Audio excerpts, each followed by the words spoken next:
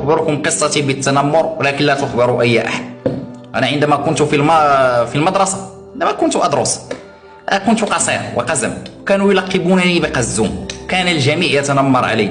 ذات ليلة مع 4 صباحا وأنا سهران إني لم أعد أذهب للمدرسة من كثرة التنمر والدموع تنزل من عيني. شاهدت فيلم اسمه روكي بالبوا. أنا أرى شخصية روكي كيف ولكن شيء ما استيقظ بداخلي. اليوم الموالي ذهبت عند والدي ضروري أن تسجلني في نادي ملاكمة، وكنت أقصر واحد، كان عندي سوء نمو، عندي المشكلة التي عند ليو ميسي، خلل في الهرمونات. أنا أقصر من الرجال وأضعف منهم، ولكن لدي تلك الرغبة، نفس موهبة ليو ميسي في كرة القدم لدي أنا في الملاكمة.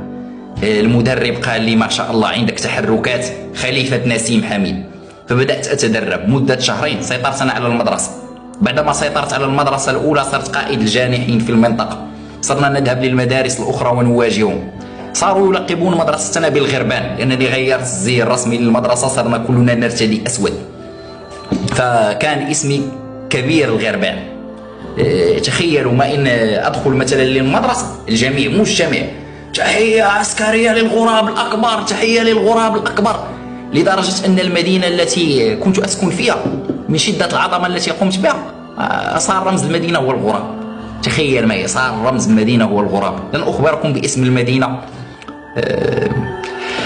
لأن القصة مؤلمة فيما بعد.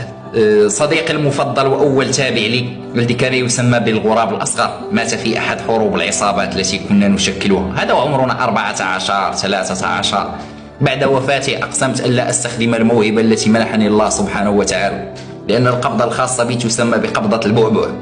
إذا لكمتك بلكمة واحدة صدقني ملك الموت سيأتي ليقبض روحك أسرع من سرعة الضوء. فوعدت نفسي مثل إكسوديا، تعرفون يوغيو؟ إكسوديا هي ورقة هي اللعبة، ما إن توضع في أرضية الميدان. فقسمت قوة يدي على 5 أوراق ووزعتها في 5 مناطق من العالم.